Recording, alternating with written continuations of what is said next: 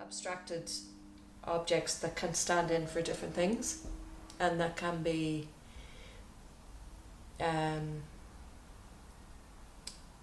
of used in different ways or moved around to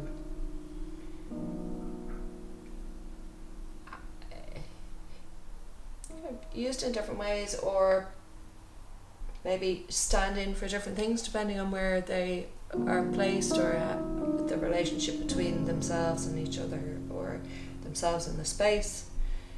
So it's a fairly kind of loose theme, quite open-ended, I would say. The objects for me make sense because of their shape, or because of their material qualities, or because of what I can imagine I might be able to do with them, as opposed to their specific functions. So that's what I like. It's a kind of it's an opportunity to let your imagination kind of run wild with, prompted by a whole range of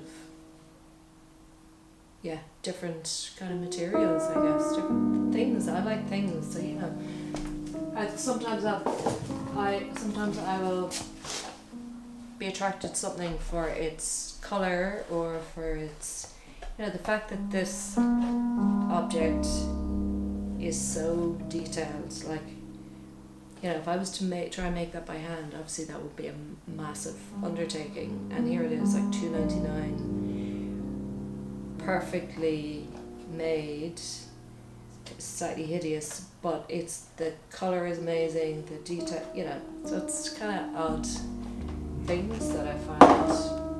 For me, the excitement is in like seeing an object and thinking, oh wow, what could that become?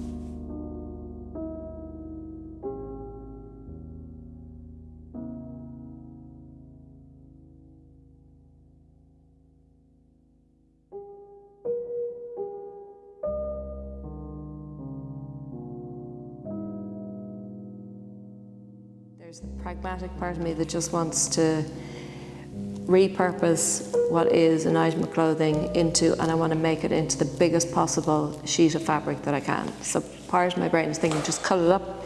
And the other part of me is thinking, no, I don't want to cut it up, because look at all those lovely holes that have been left by the stitching together of it.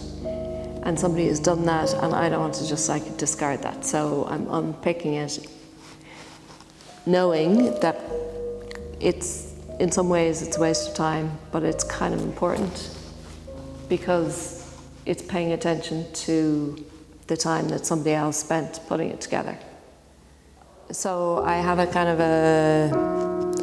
there's an ambivalence, definitely. I love things that are really, really perfectly finished and very neatly, very finely stitched or crafted. And I think it's because the making of those give me one kind of a feeling. The process of making something that's very finely finished it's a particular experience. Almost the opposite of that is making something that's very kind of rough and maybe more instinctive or instinctual, and that satisfies a different kind of urge. Makes it sound very animalistic, but they're different. I suppose they're different parts of my process.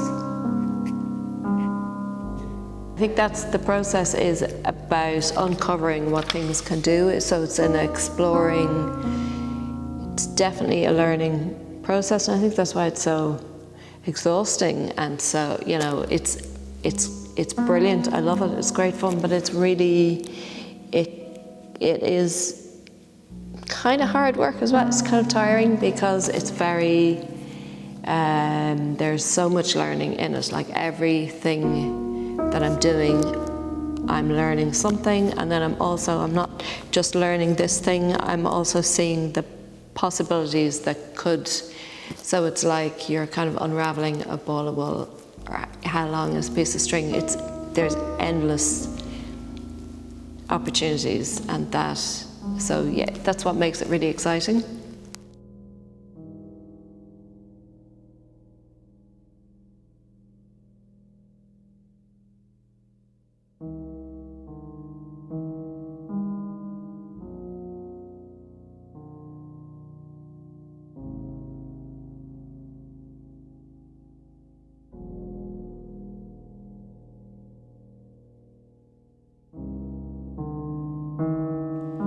I get a thrill out of seeing things that are overlooked, maybe, and seeing the potential of what they can be.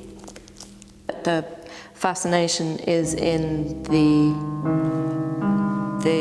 what you can do with these materials and objects. So it's an excitement for me. It's like the thrill of discovering, like, oh look, if I put this purple paper beside this yellow shiny tape, to me that's kind of exciting. It might work, it might not, but so I keep going until something works. Then maybe that's a stopping point, and that might end up in the exhibition. But likewise, it could also end up being something else.